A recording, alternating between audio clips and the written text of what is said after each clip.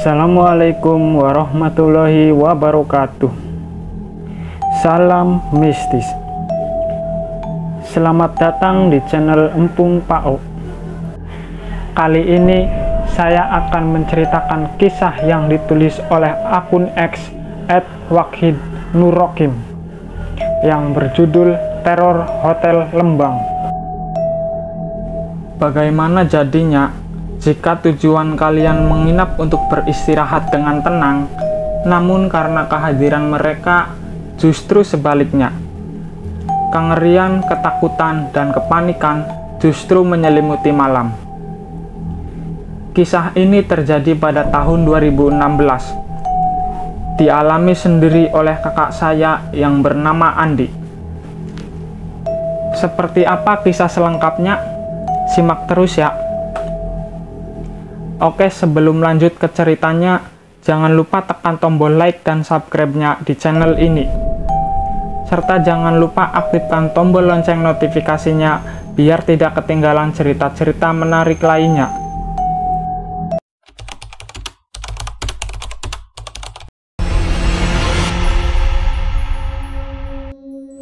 Jadi, cerita ini bermula tatkala emasku yang sebut saja namanya Andi tengah menjalani acara luar kampus yang kala itu dilaksanakan di kota Bandung, Jakarta, dan Kuningan. Daftar tempat yang nantinya bakal dikunjungi diantaranya adalah Linggarjati, Museum Lubang Buaya, Monumen Seroja, KAA. Dan untuk lokasi di mana represinya ada objek wisata Gunung Tangkuban Perahu. Kisah ini menceritakan pengalaman yang Andi dapatkan tatkala ia bersama teman-temannya menjalankan sebuah acara kampus. Ya, seperti study tour anak SMA. Namun, ini bedanya adalah ketika kuliah saja. Andi ini adalah seorang mahasiswa yang mengambil jurusan sejarah di salah satu kampus yang ada di kota Jogja. Kebetulan juga pada kegiatan itu, ia menjadi ketua panitia, sehingga ia harus mempersiapkan dan mengikuti rapat perencanaan. Singkatnya, sore itu Andi sedang dalam sebuah acara yang dimana kala itu ia menghadiri rapat bersama dosen serta EO. Guna membahas mengenai perjalanan studi luar kelas yang tujuannya di Bandung dan Jakarta. Mengingat tanggal keberangkatan tinggal beberapa minggu lagi. Kala itu, aku bersama dengan 3 dosen selaku pendamping beserta EO akhirnya menyetujui bahwa nantinya akan mengunjungi kurang lebih 5 tempat di kawasan Jakarta dan Bandung. Tempat-tempat itu diantaranya adalah Linggarjati, Museum Lubang Buaya, Monumen Seroja, KAA, dan terakhir adalah Gunung Perahu. Dikarenakan kunjungan ini berlangsung selama beberapa hari dan juga diadakan di 2 kota yang jaraknya juga lumayan jauh, akhirnya selain membahas mengenai kegiatan di lokasi, saat itu juga membahas soal lokasi hotel yang nantinya bakalan dijadikan sebagai tempat menginap selama acara itu. Saat itu ada salah satu dari 3 dosen pendamping, sebut saja namanya Dr. Ahmad. Kala itu beliau menyarankan kami beserta rombongan untuk menginap saja di sebuah hotel yang tak jauh dari lokasi objek wisata Gunung Perahu. Oh iya, jadi saat itu rombongan Andi juga akan berwisata ke Gunung Tangkuban Perahu, selain kunjungan ke tempat-tempat yang sudah disebutkan di atas. Nanti nginepnya di Hotel X aja ya. Wah, itu tempatnya bagus, pemandangannya juga tak kalah keren. Udah, Bapak sarankan ke sana aja, ucap Dr. Ahmad saat rapat sore itu. Karena kedua dosen yang lainnya masih dibilang umurnya di bawah Dr. Ahmad, akhirnya mereka pun juga ikut menyetujui saja soal saran hotel yang disampaikan oleh Dr. Ahmad. Kalau saya sih ngikut saja, Pak. Tapi kalau bisa dipiksan hari ini, biar nanti dari tim kita bisa langsung booking untuk tanggal itu, ucap Pak Seno selaku pimpinan EO. Udah wis, tak jamin kalian gak kecewa di hotel itu. Toh nantinya juga dekat sama lokasi Gunung Perahu, tegas Dr. Ahmad. Oh ya sudah, berarti ini sudah sepakat ya kalau nginep di hotel itu. Iya mas, pakai hotel yang itu saja, tegas Dr. Ahmad. Setelah sepakat mengenai lokasi hotel, akhirnya pihak EO bilang bahwa jika memilih di hotel itu, maka lokasi tempat makan yang sebelumnya akan diganti dengan lokasi rumah makan yang dekat dengan lokasi. Mengingat bahwa jika tetap memilih rumah makan sebelumnya, akan memakan biaya yang lebih banyak, karena lokasinya yang sangat jauh dengan hotel. Dikarenakan Andi menjadi ketua panitia, maka tanggung jawabnya setelah ini adalah mengabarkan informasi kepada teman-teman yang lain. Karena yang ikut pada acara itu adalah kelas A dan kelas B, maka ia juga memerlukan wakil ketua dari kelas sebelah. Mengingat Andi adalah anak dari kelas A. Saat itu, ketika keluar dari ruang rapat, secara tidak sengaja Andi berpapasan dengan temannya dari kelas B. Sebutlah ia Miko. Andi meminta Miko untuk menginfokan kepada anak-anak di kelasnya mengenai informasi ini. Nah ngono Mik, tolong sampaikan ke teman-temanmu ya, kita berangkat Kamis pagi, titik kumpul di depan rektorat, ucap Andi kepada Miko. Oh oke, siap Ndi, jawabnya sembari terus melangkahkan kaki menuju ke arah berlawanan dari Andi. Loh, kamu mau kemana? Kok malah ke sana, Mik? Mau ke PKM bentar, teman-temanku pada ngumpul di sana soalnya, ucap Miko. Dirasa penyebaran informasi untuk kelas sebelah sudah bisa Andi atasi, saat ini tugasnya adalah untuk menyampaikan ke kelasnya sendiri. Kebetulan juga saat itu kelas mereka membuat sebuah grup WhatsApp. Ah, nanti tinggal tak tulis saja di grup, beres, pikir Andi. Setelah semua pengumuman telah tersampaikan, kini tibalah hari yang dinantikan tiba, hari keberangkatan.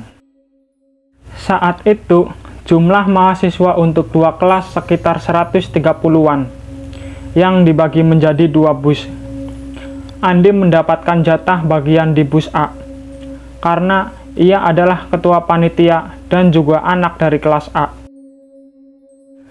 Pagi itu, rombongan mulai meninggalkan Jogja saat sekitar jam 9 pagi, dengan tujuan langsung ke Kuningan. Sepanjang perjalanan tak ada masalah yang berarti. Namun, Andi sempat khawatir mengingat di kelasnya ada salah satu mahasiswi yang terkenal sensitif. Ia adalah Ana, si cantik yang hobi kesurupan. Begitu julukannya di kelas. Singkat cerita, mereka sampailah di tujuan pertama. Dan hari pertama itu dilalui dengan tanpa kendala dan masalah satu apapun. Saat itu, lebih tepatnya pas saat selesai sholat Jumat, Andi beserta rombongan langsung bertolak untuk OTW ke rumah makan yang ada di daerah Bandung. Oh iya, jadi tujuan pertama mereka memang Jakarta-Bandung. Namun demi mempersingkat waktu, mereka pertama langsung mendatangi objek kunjungan yang ada di Jakarta. Barulah setelah itu menuju ke Bandung dan pulang. Nah, ketika sampai di Bandung, seperti yang sudah dijelaskan di awal, karena menurut dengan saran dari Dr. Ahmad untuk menginap di Hotel X yang letaknya tak jauh dari objek wisata, akhirnya tempat makan mereka pun ikut berubah menyesuaikan dengan lokasi tujuan wisata. Dan pada akhirnya pihak EO memutuskan untuk makan di sebuah rumah makan khas Jawa Timuran. Karena Andi menjadi ketua panitia acara, ia makan beserta dosen dan juga supir serta EO yang bertugas. Ia makan di ruang VIP. Di ruangan itu ada Andi, Pak Beni selaku dosen pendamping, Mbah Setro selaku supir beserta yang lainnya.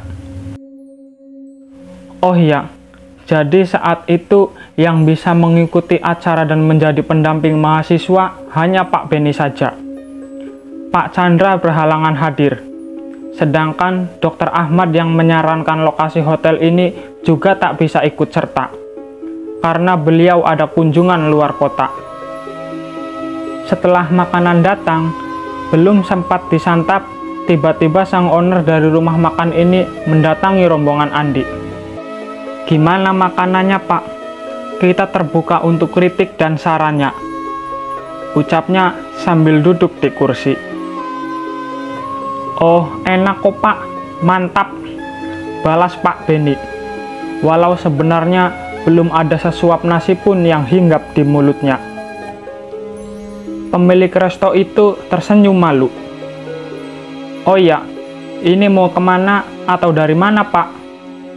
sambungnya. "Kami rombongan dari Jogja, Pak. Kebetulan baru pulang dari kunjungan di Jakarta. Tapi setelah ini bakal ke hotel dulu, terus besok pagi kegiatan lagi," terang Pak Beni sambil menaruh ayam di atas piringnya. "Oh, berarti baru sampai ke Bandung tah? Lah, nginepnya di hotel mana?" "Hotel X, Pak. Nyari yang tidak jauh dari Tangkuban Perahu."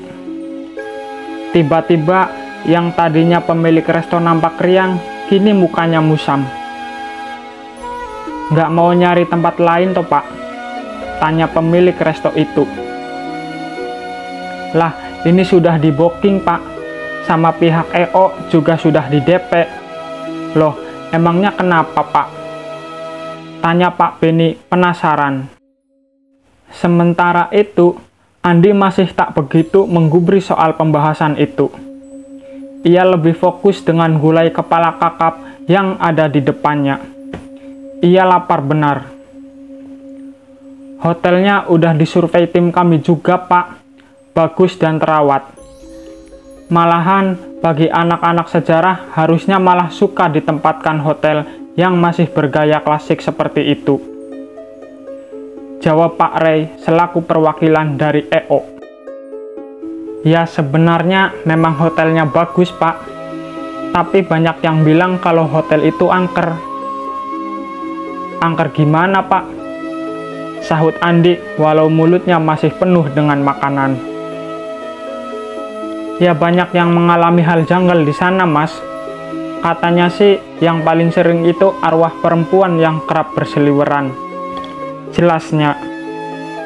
Akhirnya, sore itu pembahasan di meja makan bukan lagi soal kegiatan yang nantinya akan dilakukan, melainkan malah membahas kejadian-kejadian janggal yang diceritakan oleh pemilik resto kepada rombongan Andi.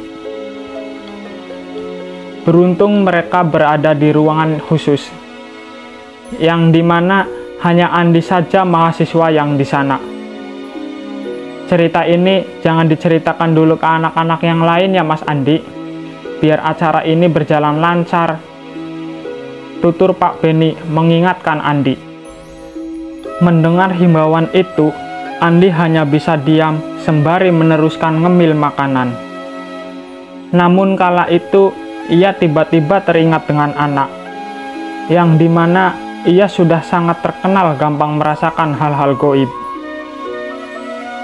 Sebelum melanjutkan perjalanan menuju ke hotel, pemilik resto memberikan buah tangan untuk mereka.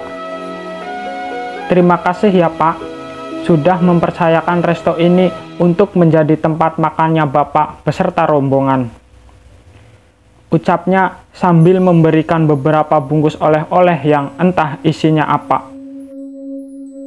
Selepas mengucapkan terima kasih, Hendra beserta rombongan akhirnya melanjutkan perjalanannya menuju ke tempat istirahat, yaitu Hotel X. Sekitar pukul 9 malam, sampailah mereka di sebuah hotel yang memang lokasinya sedikit masuk ke dalam dan tak persis berada di pinggir jalan raya. "Hotelnya ini, Pak?" tanya Andi, dan Pak Beni pun hanya mengangguk membenarkan ucapan Hendra. Untuk kondisi hotel jika dilihat dari luar, memang sama sekali tak ada unsur horornya sama sekali. Mengingat juga di depan banyak ruko tempat warga berjualan. Bahkan sampai malam pun ruko itu tetap ada yang buka. Setelah loading barang, Hendra mengumpulkan semua peserta di parkiran, sembari memberikan kunci. "Nanti setelah kalian masuk ke kamar, silahkan mandi dan langsung istirahat ya. Jangan membuat berisik, takutnya mengganggu warga sekitar," tegas Andi pada para peserta. Berharap apa yang tadi disampaikan oleh si pemilik resto tidak akan menimpa rombongan mereka. "Loh, Di, nggak ada pemukiman kayak gini, kok katanya takut ganggu warga? Lucu," celetuk salah satu mahasiswa yang ada di barisan belakang. Entah itu suara siapa, Andi tak jelas melihatnya. Oke teman-teman semuanya, Bapak hanya nambahi sedikit dari yang sudah disampaikan sama Mas Andi. Nanti kalau ada masalah apapun, silahkan chat di grup ya, biar yang lain bisa saling bantu juga. Imbuh Pak Beni. Kemudian Andi membawa tas berisikan baju. Ia langsung bergegas menuju kamar yang nomor 301. Memang ia sudah memilih kamar itu. Ia kala itu meminta untuk satu kamar dengan temannya yang dari Kebumen. Namanya Mamat. "Mat, kamu mau mandi nggak?" tanya Andi sembari menaruh tas di lemari. "Wah, ya mandi aku. Lengket banget badanku. Pajar dapat kamar berapa ya?" "Pajar kayaknya kamar paling bawah, Mat." "Oh iya, jadi gambaran hotel ini seperti ini. Hotel terdiri dari 4 lantai. Lantai yang pertama berada di bawah lantai resepsionis, dan ada 2 lantai lagi di atasnya. Untuk lantai paling bawah itu, selain ada kamar, ada pula dapur umum yang menjadi tempat masak makanan bagi para pengunjung hotel. Nah, saat itu temannya Andi yang bernama Pajar beserta ketiga kawannya yang lain melakukan penelusuran. Mereka berempat mencari bukti mengenai omongan Andi tatkala di parkiran tadi. Ya, benar sekali. Saat itu yang berteriak di antara kerumunan itu adalah Fajar, temannya Andi yang kerap ikut mancing ketika di rumah. Saat itu Fajar bersama teman-temannya melakukan penelusuran lantai demi lantai. Ia memulai dari lantai paling atas untuk melihat apakah di atas sana ada perumahan atau setidaknya ada pemukiman penduduk.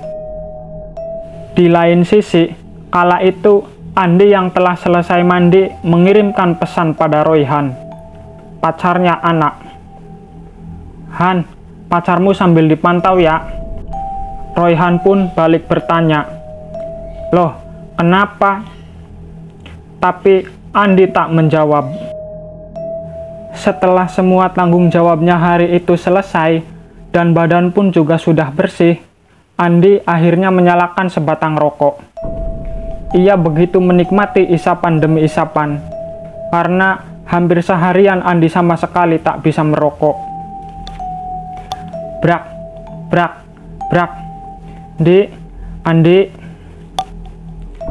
Belum ada satu batang rokok Andi habiskan, tiba-tiba pintu kamarnya digebrak tak karuan.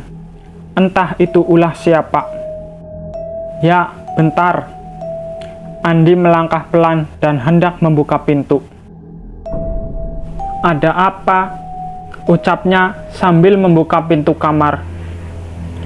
Namun belum ia berhenti berucap, Andi sangat kaget ketika di depan kamarnya sudah ada sekitar 20-an orang. "Weh, ada apa ini? Rame amat." "Anandi, anak," ucap Fajar. "Aku sekarang tahu maksudmu kenapa nggak boleh berisik. Tapi Anandi, anak keranjingan," imbuh Fajar. Mendengar itu, Andi langsung bergegas untuk turun ke bawah. Kebetulan kamar anak ada di lantai bawah, yang dimana di sana juga ada dapur umum. Ketika di tengah perjalanan, ia bertemu dengan Pak Beni yang nampaknya juga baru mau keluar kamar. Rame-rame mau kemana ini?" tanya Pak Beni. "Itu Pak, mau ke kamar anak, histeris dia," balas salah seorang dari belakang Andi. "Loh, anak kenapa lagi ya?" "Halah, biasa Pak," balas Andi sambil meneruskan langkahnya menuju tangga dan bergegas turun ke bawah. Begitu sampai di lantai bawah, Andi langsung berlari menuju ke kamar anak. Dan ternyata ketika sampai di sana sudah ada 6 orang. 3 di antaranya menenangkan dan yang 3 lainnya histeris tak karuan. 3 orang yang menjerit itu adalah Anna, Meli, dan Stella. "Loh, kamu wis tak bilangin suruh jagain kok malah lengah tohan," ujar Andi marah pada Royhan. "Ya kan aku nggak ngira bakal jam segini juga, Di. Jam 11 malam, ya tak kirain bakal pada istirahat semua," balasnya. "Lihat apa kamu, Nak?" tanya Andi pada anak, yang saat itu hanya duduk meringkuk sambil menutupi wajahnya menggunakan bantal. "Loh, kamu juga kenapa, Mel, Stel?" tanya Andi pada Amel dan Stella yang juga ikut histeris sama seperti anak. "Aku nggak ngerti, cuma aku tadi lihat Ana nangis sambil teriak, ya aku cuma ikutan," balas Amel sambil sesenggukan. Andi tak banyak menanggapi. Namun dalam hatinya, ia ingin sekali tertawa mendengar penjelasan Amel. Namun dikarenakan suasana yang gawat seperti ini, ia sama sekali tak bisa bercanda. "Ya sudah, gini aja. Kalian semua ikut aku ke ruang resepsionis. Masih bisa jalan kan, Nak? Kalau enggak, biar dibantu sama teman-teman yang lain." Akhirnya mereka pun berbondong-bondong naik kembali ke ruang resepsionis. Di lain sisi, saat itu Pak Beni ikut menjadi panik. Mungkin karena ia juga satu-satunya dosen pendamping dan juga umurnya yang masih terbilang cukup muda. Bahkan jika disejajarkan dengan mahasiswa, nyaris tak tahu jikalau Pak Beni adalah dosen. "Duh, gimana ini Mas Andi? Bapak nggak pernah ketemu sama yang beginian," ucap Pak Beni sambil gemetaran. "Loh Pak, Bapak itu pendamping, jangan malah ikutan panik gini. Nanti gimana anak-anak kalau Bapak yang dituakan malah panik sendiri," ucap Andi sambil terus berjalan. Namun tiba-tiba kriet. Tiba-tiba kamar yang ada di depan Andi terbuka. Seketika itu juga keluar seorang ibu-ibu yang tengah mengenakan bathrobe sambil menyisir rambut. "Ada apa ya Mas? Ada yang mau melahirkan ya?" ucap ibu itu yang seketika membuat emosi Andi semakin meluap karenanya. "Iya Bu, ini mau lahiran, anaknya kembar," balas Andi ketus. "Oh, ya udah, hati-hati ya," ucapnya sambil kembali masuk dan menutup pintu. "Mamakmu itu Han, hahaha," ledek salah seorang pada Royhan. "Amit-amit." "Dah, nggak usah dibahas, ayo lanjut," teriak Andi mengomando teman-temannya. Saat itu, Dengan kondisi banyaknya orang yang berjalan dalam satu lorong, akibatnya suasana saat itu terasa semakin sumpek dan pengap. Hampir saja seperti tak bisa bernapas. Tak lama akhirnya sampailah mereka di lantai resepsionis. Melihat ada kerumunan yang datang, tiba-tiba pihak yang bertugas pun ikut menghampir dan menanyakan, Mas, ini kenapa?" tanya salah seorang petugas hotel. Belum sempat menjawab, Andi langsung berlari menuju ke arah depan hotel. Di sana, ia melihat Mbah Sastro yang tengah duduk sambil merokok. "Mbah, tolong Mbah," teriak Andi sambil berlari. "Kenapa? Ada apa?" Mbah Sastro menoleh sambil menajamkan matanya. "Itu Mbah, kesurupan," kata Andi sambil menunjuk ke arah kerumunan yang ada di ruang tunggu resepsionis. Kerjaan lagi," ucap Mbah Sastro sambil menghela nafas panjang. Dan ia bersama Andi pun berjalan masuk ke dalam hotel. Sambil berjalan, Andi mencoba memberitahukan bahwa anak itu adalah tipikal anak yang sensitif namun penakut. Jadi kejadian seperti ini memanglah sangat sering terjadi. Tapi karena ada salah satu temannya Andi yang bernama Puku, ia biasanya menangani masalah ini. Namun kini entah kemana. Ia sama sekali tak terlihat batang hidungnya. "Udah, minggir, minggir." Mbah Sastro membuka jalan di tengah kerumunan yang semakin banyak.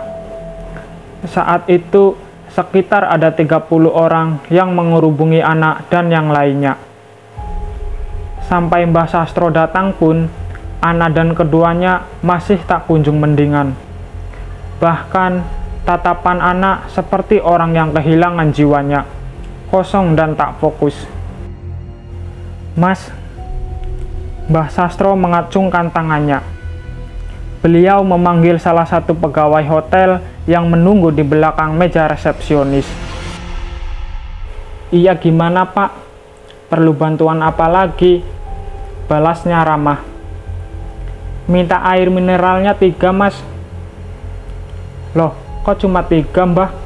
Ya saya sekalian," ucap ketiga teman anak yang lain sambil mengangkat tangannya.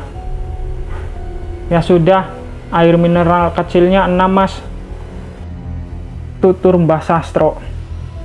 Kemudian Mas resepsionis berjalan menjauh. Nampaknya hendak mengambilkan apa yang dipesan Mbah Sastro barusan. Sambil menunggu diantarkan air minum, Mbah Sastro mencoba menanyakan apa yang sebenarnya dilihat oleh Ana dan yang lainnya. Kenapa mereka sampai bisa segitunya histeris? Akhirnya, saat itu Ana menjelaskan bahwa ia pas waktu di dalam kamar mandi ketika menunggu temannya mandi. Oh iya, jadi satu kamar maksimal diisi oleh 2 orang. Dan Ana saat itu sambil menunggu giliran mandi, ia bermain HP. Nah, dari sudut matanya, ia melihat ada sosok perempuan.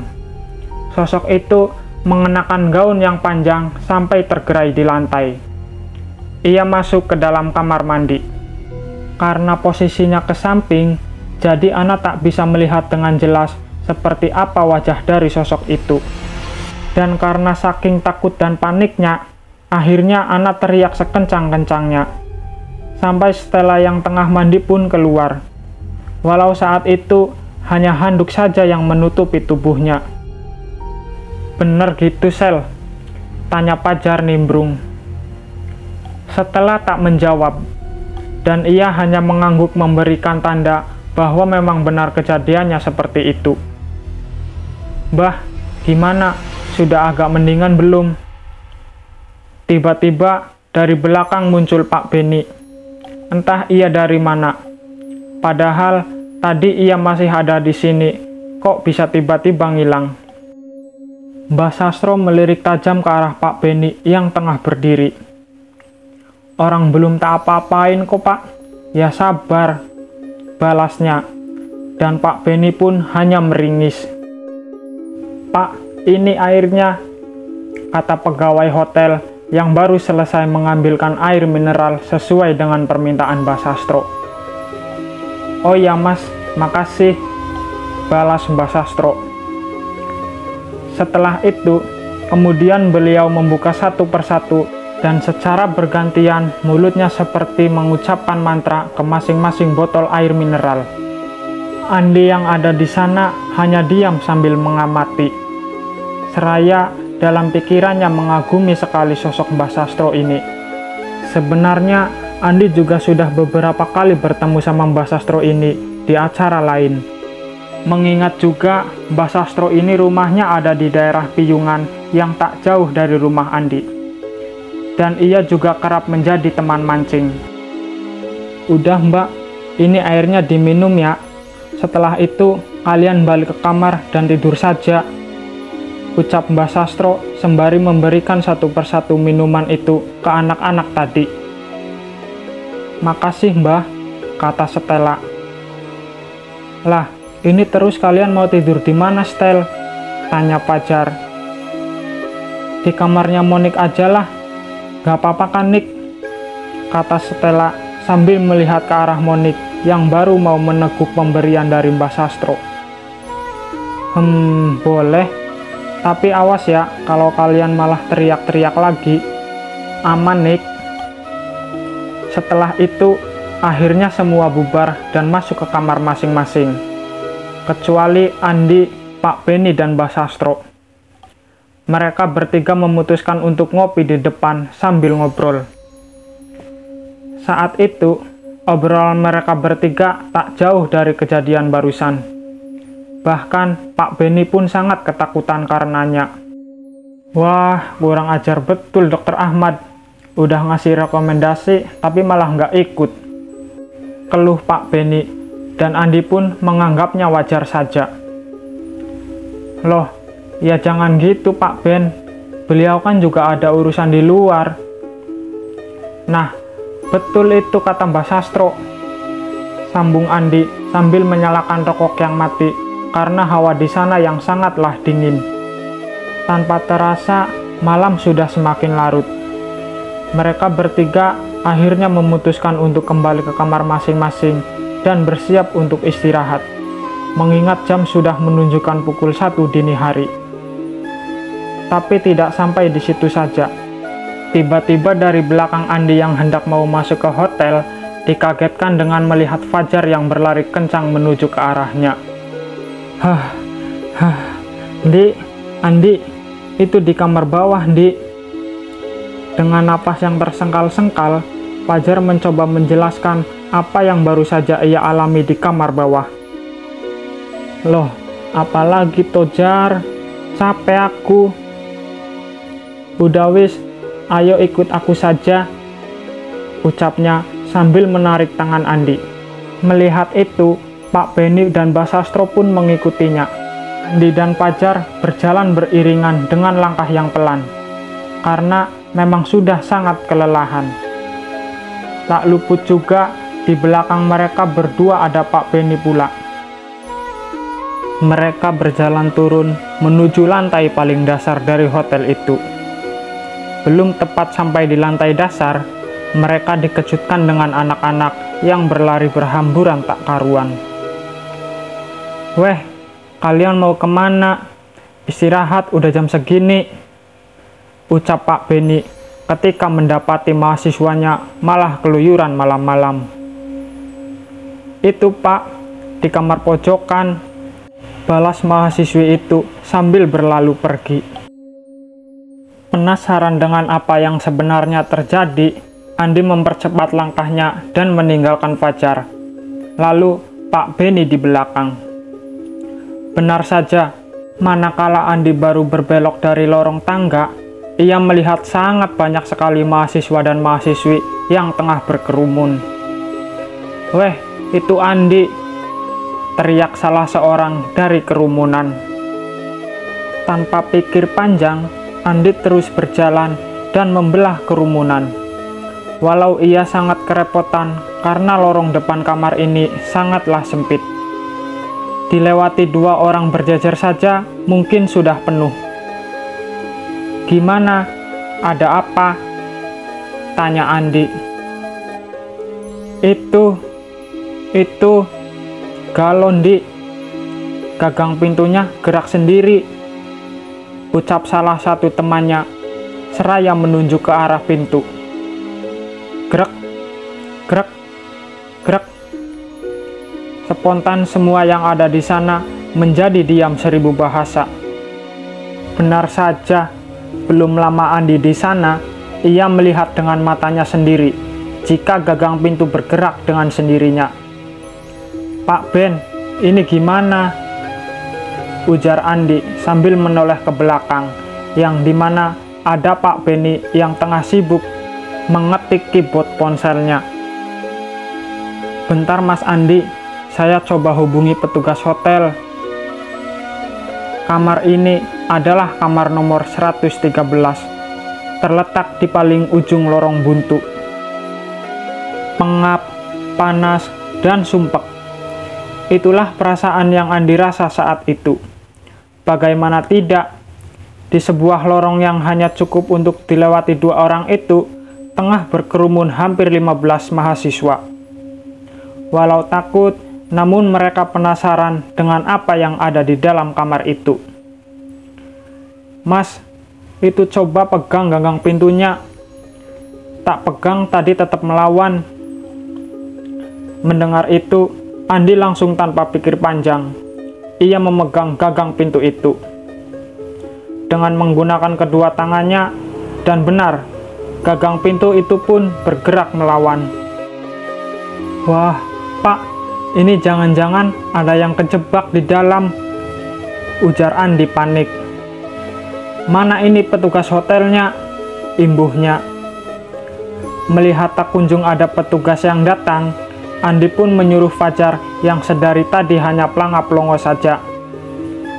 Ia menyuruh Fajar untuk segera ke ruang resepsionis dan minta kunci kamar nomor 113. Sekitar 3 menit kemudian, datanglah petugas hotel, namun tidak dengan Fajar.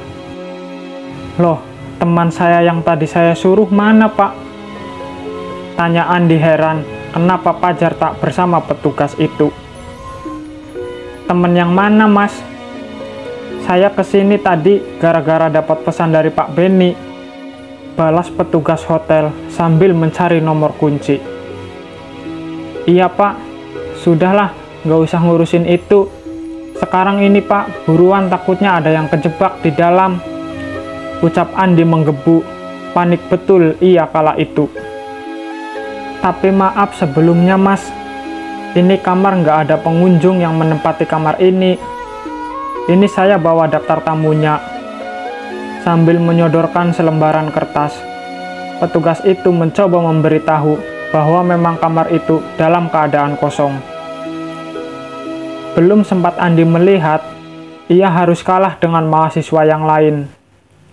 Mereka berebut untuk memastikan apakah benar memang kamar itu tak berpenghuni. Karena memang hampir semua yang ada di sini melihat dengan mata kepala sendiri bahwa gagang pintu itu benar-benar bergerak. "Wah, iya Nindi," ucap Pak Beni. Andi menghela nafas panjang. "Dah, gini aja Pak, buruan dibuka saja kamar ini." Semuanya nampak heran dengan apa yang barusan Andi sampaikan. "Wah, jangan, nanti kalau hantunya keluar gimana?" ujar salah seorang di kerumunan. Namun berbeda dengan yang tadi, ini suara perempuan. "Halah, hantu itu nggak butuh pintu kalau mau keluar," ucap Andi dengan ketus. "Ya sudah Mas, bentar." Petugas itu lalu perlahan mencari kunci untuk kamar nomor 113. Setelah dapat, beliau langsung membuka kamar itu yang ternyata ketika dibuka masih keadaan gelap. "Loh, beneran toh Mas, memang nggak ada." Tak percaya sampai di situ, Andi memaksa masuk dan menyalakan lampu. Ia benar-benar mengecek setiap detail dari kamar, bahkan sampai ke kamar mandi. Namun benar, memang tak ada siapapun di sana. Aneh. Setelah kejadian itu, akhirnya semua kembali ke kamar masing-masing. Namun berbeda dengan Andi. Ia memilih untuk bersantai sejenak di ruang tunggu, sambil ngopi gratis tentunya. Ada-ada aja masalah, batin Andi menggerutu. Setelah membuat secangkir kopi kapal api, serta menghisap rokok surya 16 kebanggaannya, Andi duduk bersandar di sofa sambil setengah rebahan. Loh, Mas Andi udah nyampe sini. Terdengar dari belakang ada yang menyebut namanya. Karena penasaran, Andi pun menoleh. Loh, Pak Ben, dari mana aja? Anu Mas Andi, maaf, tadi sampean saya tinggal, Bapak takut betul, ungkap Pak Beni sambil berjalan mendekat. Ya udah, sini duduk Pak, Mbak Sastro bentar lagi juga nyusul palingan, ucap Andi mempersilahkan. Kala itu, Andi tak banyak berbincang. Ia hanya bermain HP sambil menenangkan pikiran di tengah masalah yang ada saat itu. Namun sesekali Andi melirik ke arah Pak Beni. Nampak wajah pucatnya tak bisa disembunyikan walau tengah berada di ruangan remang-remang. Mbah, panggil Andi ketika melihat Mbah Sastro keluar dari lorong. Pak Beni tak bertanya. Ia secara spontan juga menengok ke arah di mana Mbah Sastro berjalan.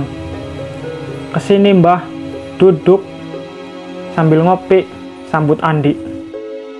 Lah, emang mau ngopi? Balas Mbah Sastro sambil berjalan ke arah dispenser. Sambil menunggu Mbah Sastro gabung, Andi membenarkan posisi dan mengingat-ingat apa saja yang ingin ia tanyakan tadi. Mbah, jos banget sampean. Tadi yang sampean bacain buat nyembuhin anak-anak apa Mbah? Halah, itu cuma tak nyanyiin lagu dangdut aja. Hah? Beneran Mbah? Ucap Pak Beni yang saat itu kaget. Lah, emang iya Mbah? Tanya Andi penasaran juga mendengar ucapan Mbah Sastro barusan. Tak ketemu nalar pikirnya. Ya kan namanya juga orang panik itu butuh disugesti, biar nggak panik. Urusan sugesti itu ya terserah. Mendengar itu, akhirnya Andi dan Pak Beni tepuk jidat. Merasa heran dan bagaimana mungkin bisa terjadi hal semacam itu. Tapi mau dikata apa, sudah terjadi.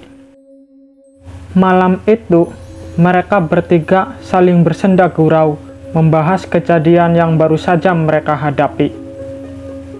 Horor, memang ngeri, iya.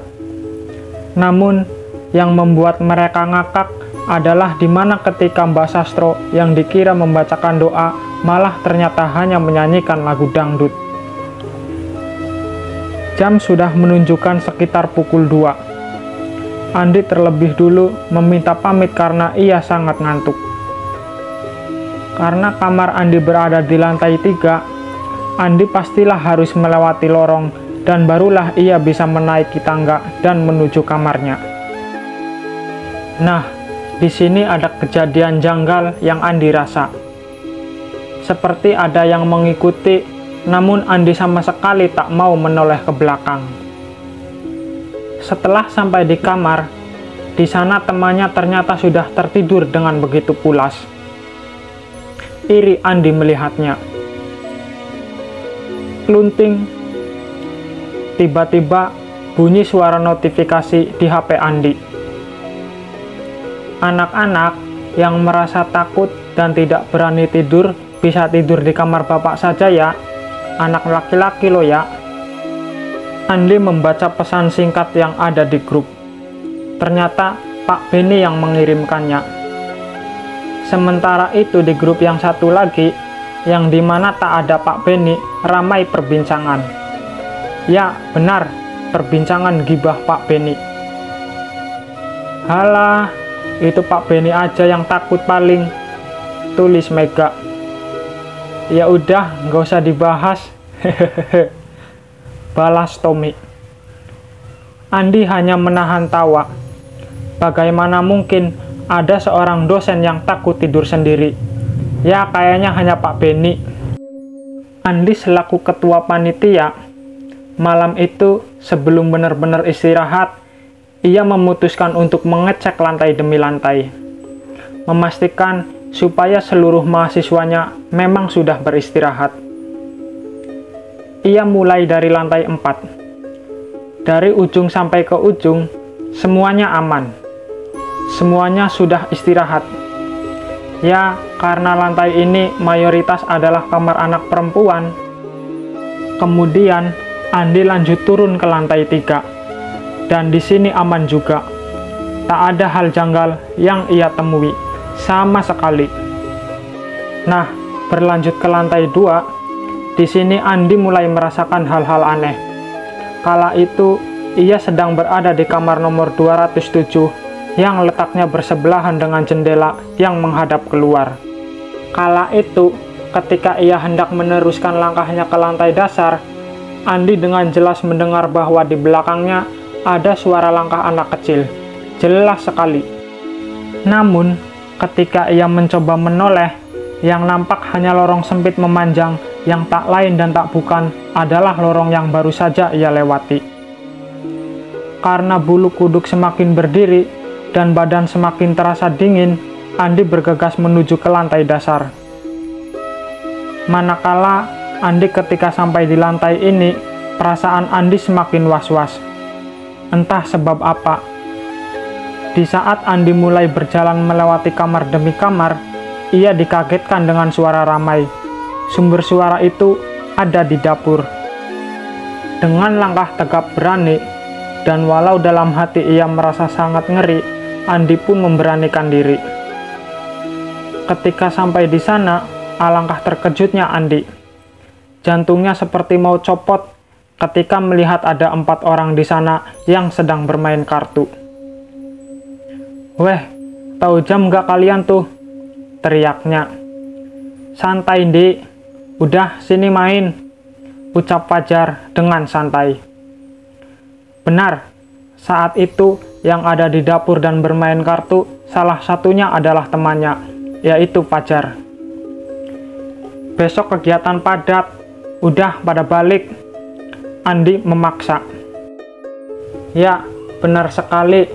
Manakala Fajar diminta untuk mencari resepsionis, ternyata dia malah melipir dan bermain kartu. Kambing memang. Akhirnya, mereka dengan raut wajah masam terpaksa memberesi kartu dan kembali ke kamar masing-masing. Setelahnya, Andi sudah menyelesaikan tugasnya mengecek satu persatu lantai. Kini, saatnya ia beradu lelap dengan kawannya yang sudah tertidur dengan pulasnya.